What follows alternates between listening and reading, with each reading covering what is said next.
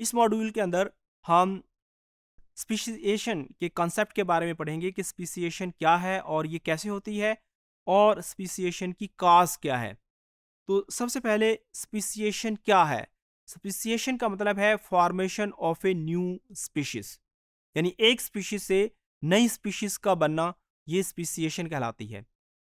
Sometime एक species के जो मेंबर्स हैं वो किसी वजह से मेन पॉपुलेशन से हट जाते हैं, किसी बैरियर की वजह से सेपरेट हो जाते हैं और एक लंबे अरसे तक वो मेन पॉपुलेशन से सेपरेट रहते हैं।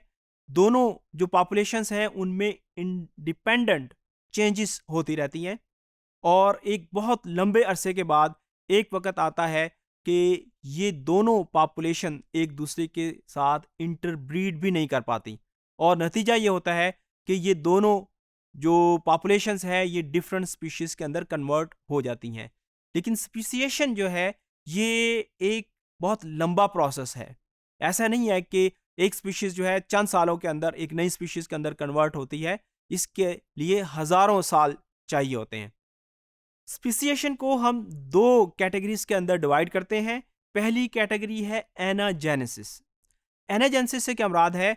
एनाजेनेसिस के अंदर एक स्पीशीज ट्रांसफॉर्म हो जाती है एक नई स्पीशीज के अंदर, यानी एक पहले से किसी जगह पे एक पॉपुलेशन मौजूद थी, आहिस्ता आहिस्ता इस स्पीशीज के अंदर चेंजेस आई और इन चेंजेस के नतीजे में ये स्पीशीज एक नई स्पीशीज के अंदर कन्वर्ट हो गई। यहाँ पे क्योंकि ट्रांसफॉर्मेशन हुई है, एक स्पीशीज दूसरी के अंदर कन्वर्ट हुई है, लिहाजा जो पहले स्पीशीज थी वो नई स्पीशीज के अंदर कन्वर्ट हो गई। यहाँ पे नेट जो नंबर ऑफ स्पीशीज है उसके अंदर कोई इंक्रीज नहीं आया, इससे डाइवर्सिटी के अंदर कोई इंक्रीज नहीं आया। इसके मुकाबले में अगर हम दूसरी टाइप को देखें, क्लैडोजेनेसिस, तो क्लैडोजेनेसिस के अंदर एक स्पीशीज स्प्लिट होती है और दो डिफरेंट स्पीशीज के अंदर कन्वर्ट होती है। यानी यहाँ पे क्लैडोजेनेसिस के अंदर जो पेरेंटल स्पीशीज है वो भी मौजूद रहती है और उससे आगे मजीद स्पीशीज इवॉल्व होती हैं। क्लैडोजेनेसिस के नतीजे में डाइवर्सिटी के अंदर इंक्रीज आता है और नंबर ऑफ स्पीशीज भी इंक्रीज होती हैं। अब स्पीसिएशन की काजेस क्या है, क्यों स्पीसिएशन होती है? थ्री मेजर काजेस जो स्पीसिएशन के अंदर कंट्रीब्यूट करती हैं। इसमें पहली जो काज है वो है ज्योग्राफिकल आइसोलेशन।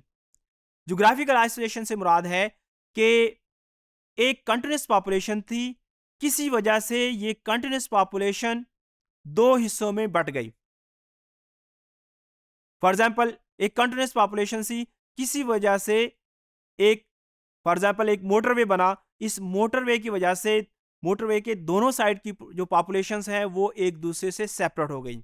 एक लंबे अरसे तक ये पॉपुलेशन सेपरेट रही, इनके अंदर चेंजेस आती रहीं, म्यूटेशंस होती रहीं, अकुमुलेट होती रहीं। नतीजा ये हुआ कि एक लंबे अरसे के बाद ये दोनों स्पीशीज एक दूसरे से इतनी ज़्यादा डिफरेंट हो गई कि अल्टीमेटली ये डिफरेंट स्पीशीज के अंदर कन्वर्ट हो गई। ऐसा उस वक्त होता है जब दो पॉपुलेशंस जो किसी वजह से सेपरेट हो गई है उनमें जीन फ्लो ना हो रहा हो, क्योंकि जब तक जीन फ्लो होता रहता है, माइग्रेशन होती रहती है, ऑर्गेनिजम्स ब्रीड करते रहते हैं, उस वक्त स्पीसिएशन के चांसेस नहीं होते। स्पीसिएशन उसी वक्त पॉसिबल होती है जब जीन फ्लो रिड्यूस हो जाए।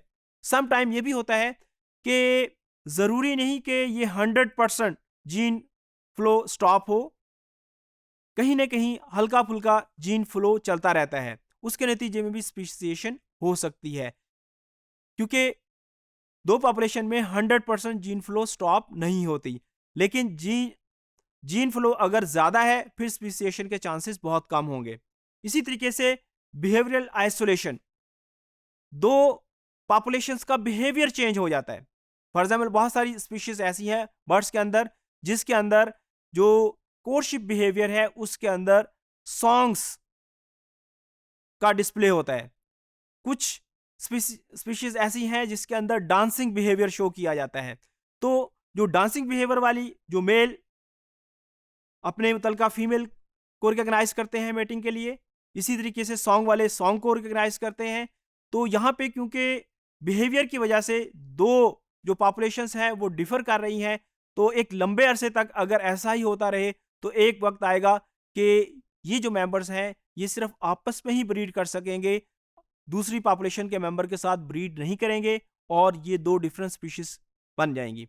इसी तरीके से रिप्रोडक्टिव आइसोलेशन, स्पीसिएशन के लिए रिप्रोडक्टिव आइसोलेशन का होना बहुत ज़रूरी है। जब तक स्पीशीज के मेंबर आपस में इंटरब्रीड करते रहते हैं उस वक्त तक स्पीशीज डिफरेंट नहीं बन सकती। अगर किसी वजह से दो पॉपुलेशंस आपस में ब्रीड नहीं कर पाती, ऑल्दो कि उसके अंदर बैरियर मौजूद नहीं है, लेकिन उनके दरम्यान में कोई डिस्टेंस इतना ज़्यादा है कि एक पॉपुलेशन के मेंबर दूसरे पॉपुलेशन के मेंबर के साथ ब्रीड नहीं करते, ऑल्दो कि इनके अंदर पोटेंशियल मौजूद है, ये ब्रीड कर सकते हैं, लेकिन लंबे अरसे तक अगर ये आपस में इंटरब्रीड नहीं कर पाते तो हो सकता है कि एक वक्त ऐसा आए ये दोनों पॉपुलेशन एक दूसरे से इतनी ज़्यादा डिफरेंट हो जाएं कि आने वाले वक्त के अंदर ये दोनों पॉपुलेशन डिफरेंट स्पीशीज के अंदर कन्वर्ट हो जाएं।